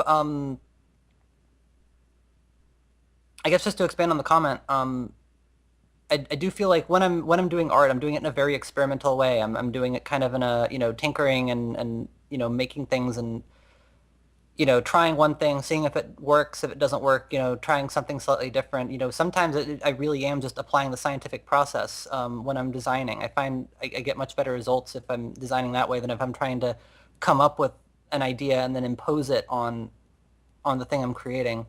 And when I'm doing tech, I feel like if we're just, you know, doing tech with our logical brains, we're probably maybe not doing something that's as interesting or as deep or as beautiful as it could be. I'd like to be able to make tech that has sort of like, aesthetic or conceptual qualities to it. I've made, a lot of my games have been sort of practical jokes almost, and the couple of years I spent making programming language, I was more or less doing almost practical jokes. Like Emily is based on it's actually almost its main point of inspiration is something called unlambda. There's an entire set of programming languages which are literally practical jokes. There's a language called intercal, which is from the I don't remember. I think it's from the 80s or 70s. It's very, very old. And it's a programming language which was just some people from Stanford maybe it was Caltech. No, it was Caltech, who sat down and tried to make the most perverse, horrible programming language they could imagine. The numbers are specified in ternary, like base 3. The instead of a go-to statement, it has come from, so that while the program is running, if you hit a certain point, the come from statement will lurch you out of where you are and yank you to another part of the program. The It seems manual like just like a weird alternate universe programming language or something. Yeah, it was basically a language designed as a parody, and there's an entire set of pathological programming languages that are That's sort really of funny. sort of inspired by this. I think if you're talking about doing science with your creative brain, this is what this looks like. They're working programming languages. You can make there's a principle called Turing completeness, which says that any programming language of a certain power is completely equivalent to every other programming language. No programming language is more powerful or weak than another. Some are just more convenient. But these things are working programming languages, but they're jokes. They're parodies. They're just there to be silly and fun or to be beautiful in some way.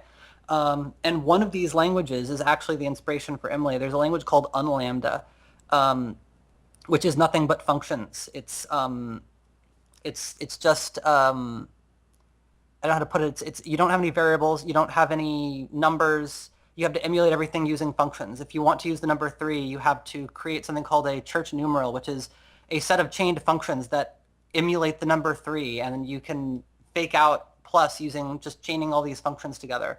And this language was a joke. It was the tagline is your functional programming nightmares come true, but it's a working programming language.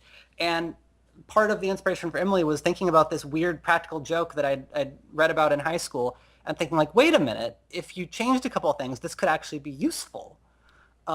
Similarly, like after that, I did a series of blog posts earlier this year when I was initially trying to learn to make a compiler in the hopes of maybe writing an Emily compiler before I changed gears completely. I wrote a series of blog posts called No Compiler, where I'm like, I'm going to try to make executables without a compiler, or what I'm going to do is I'm going to hook up to a compiler library and I'm going to make little tiny programs that sort of are their own compilers. it's hard to summarize, but it makes sense if you read the posts. But these were just sort of these posts that were like walking someone through the process that I was doing. The stuff I was making was completely useless, but I got a lot of people saying they liked the blog posts because I was just sort of like describing this ridiculous idea of calling, the functions of the LLVM library directly to make a program instead of, writing a real programming language or a real compiler.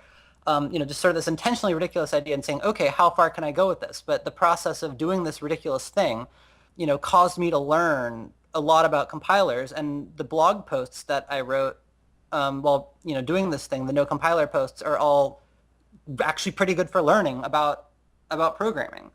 And I mean, this is something that I've been doing for a very long time, of just sort of like screwing around or having fun or trying to make art. Turns out to be a really good way to, sort of learn about technical things or mathematical things. I made this Angels program that I mentioned at the start of the podcast, and it never produced a game, but I learned, I was having a lot of fun doing it because I learned a lot about, hyperbolic geometry, which is like really, really interesting stuff.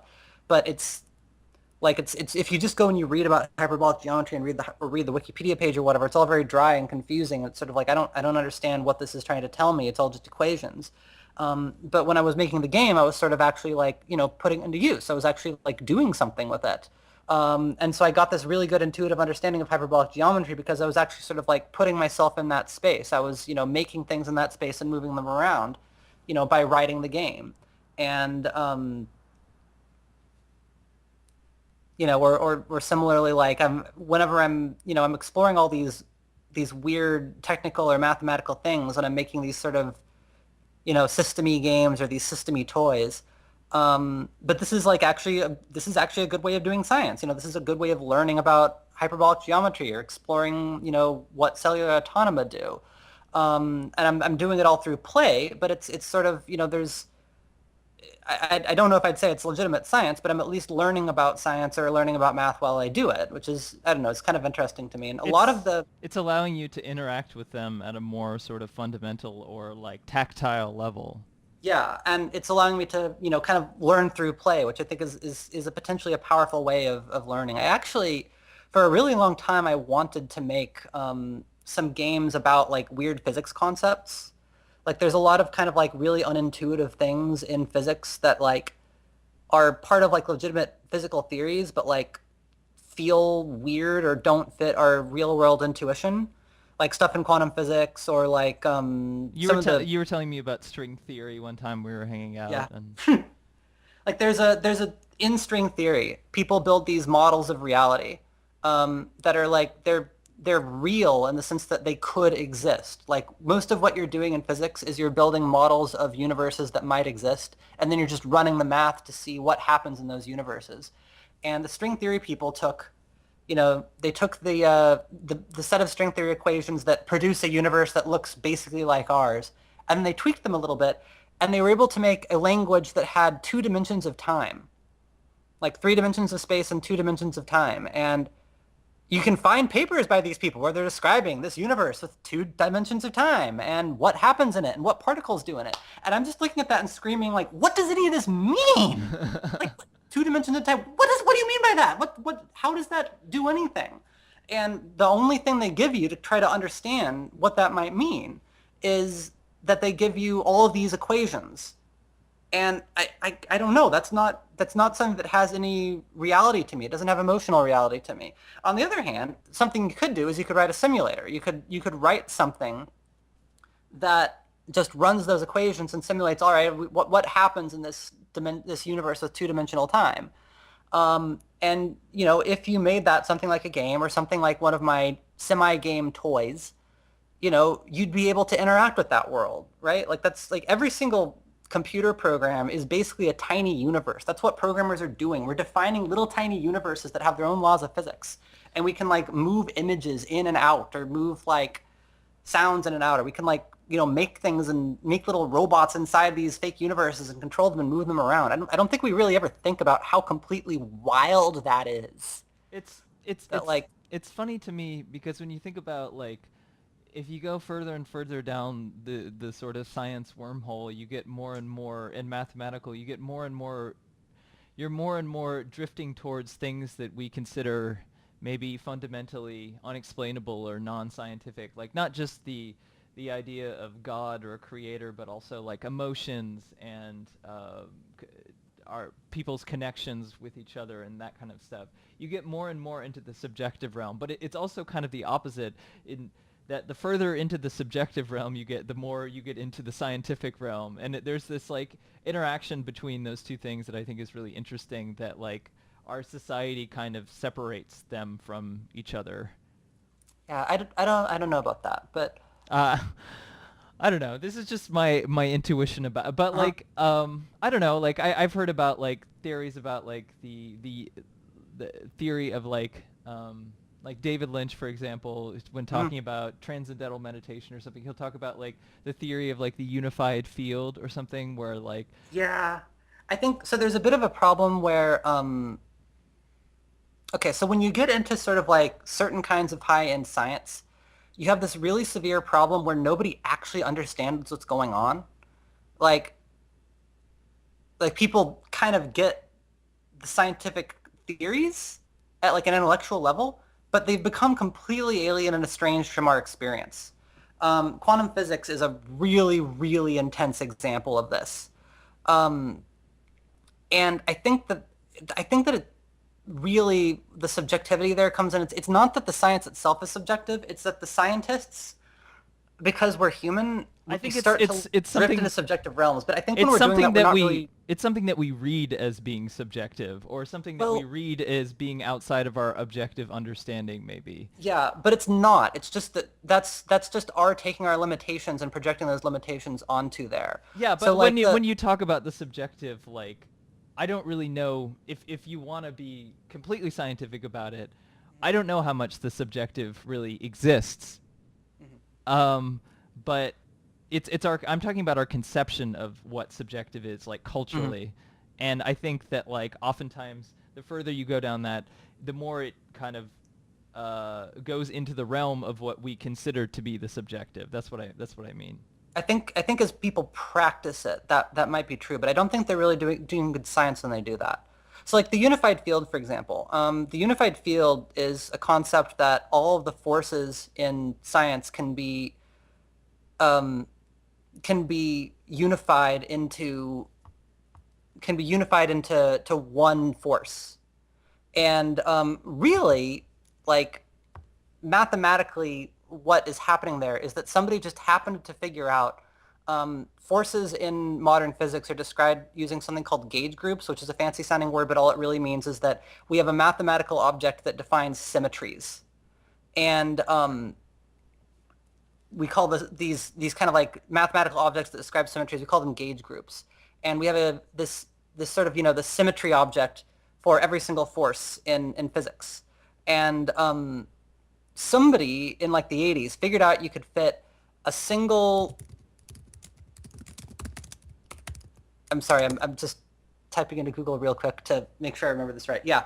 Somebody like in the last 30 years sat down and figured out that all of the forces that we have, that the gauge groups, the little kind of like symmetry objects that exist for those forces, you could kind of fit them together like puzzle pieces, and they'd all be this other gauge group called SU5. So really, like the unified field is just the SU5 Lie group um, exhibiting itself in different ways to produce different kinds of forces. Hmm. And it's also false because one of the things that the grand unified field theory predicts is that protons eventually evaporate.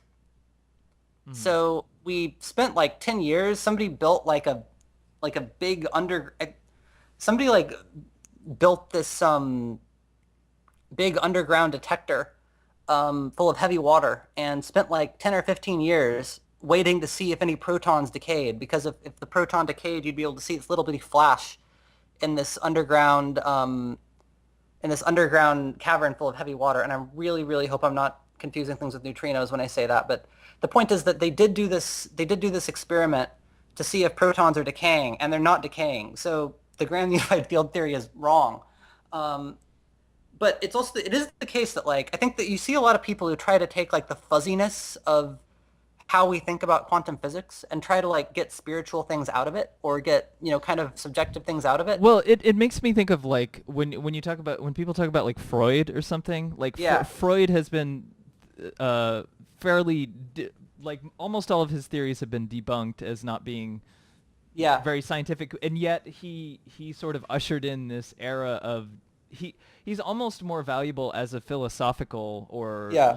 literary sort of thing. He introduced these concepts which were actually very true, and but it was not Or you look his at application of them was incorrect. Like his Yeah, or you scientific. look at Jung, who Hmm. was kind of like Freud's cohort, and he's basically doing literary analysis. Yeah. If you look at like who has Jung had an impact on, the answer is kind of like Wicca and the neo-pagans, because basically that's what his theory turned into, was a religion. Um, and Or it's he's probably had an impact on a lot of art, like oh, he psychedelic art, has. that kind of stuff. But it is the case that we needed those people doing those extremely subjective things in order to, move on to the somewhat more rigorous study of psychology we've got today. Yeah, so I feel like when I hear about that kind of stuff, there is a value to it, almost Yeah. in that more And the thing I was abstract going to way. say is that like the people who are kind of taking quantum physics and trying to, find a spiritual dimension in it, they're not applying science correctly. But it's also the case that if you go and you look at the scientists who talk about quantum physics, the scientists don't really sound any different because they've got this wild, bizarre thing, this set of mathematical equations that describe the universe and fit experiment perfectly, but don't make any sense whatsoever to the human brain. So they have to come up with all these metaphors and all these kinds of very like, like you said, subjective, all these very kind of like loose, vague ideas about like, oh, it's like a cat in a box or something, man. And, and the things that they're saying are all not really very accurate. Like they come with these vague like ideas like, well, in quantum physics, something is true and not true at the same time. And these are like real scientists saying things like this. And that's not correct. It's just the case that like things have a complex probability which is measured by the 2 norm. But that is something that like it doesn't like have day-to-day real world meaning to us. The 2 norm is not something we use in the supermarket.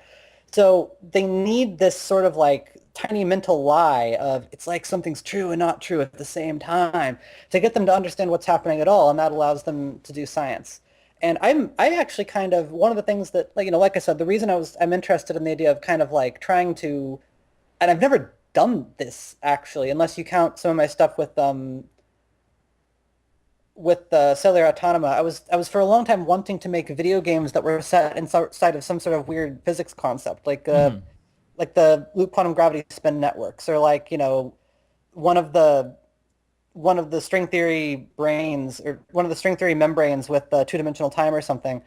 And instead of having to like interface with these things as sort of these metaphors or these vague kind of quasi spiritual ideas that are these sort of myths that we've told ourselves so that we can even bring ourselves to think about these weird physical mathematical concepts, instead just be like, let's just go there, right? Let's just make a computer program that simulates, let's just dump a robot inside the universe of two-dimensional time because we can simulate it as math, and let's control that little robot. And after we do it for a while, we'll have an intuitive understanding of it, because you really you make an emotional connection with the objects, with the things in video games. You Hmm. identify with them. Well, that's one of the most useful things about making a program and making an interactive piece is that Yeah. you can visualize extremely complicated concepts. Like I know Yeah. there have been multiple games that have tried to do the fourth dimension thing, Yeah.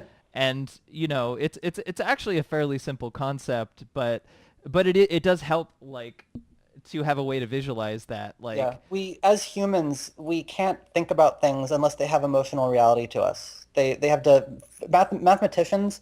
If you spend time around mathematicians, they're constantly using the word intuition, and they use it in this really idiosyncratic way. They're like, well, the intuition is, or there's like, oh, I don't have an intuition about that yet, and they're describing this sort of like vague thing of just sort of like a thing feeling real to you.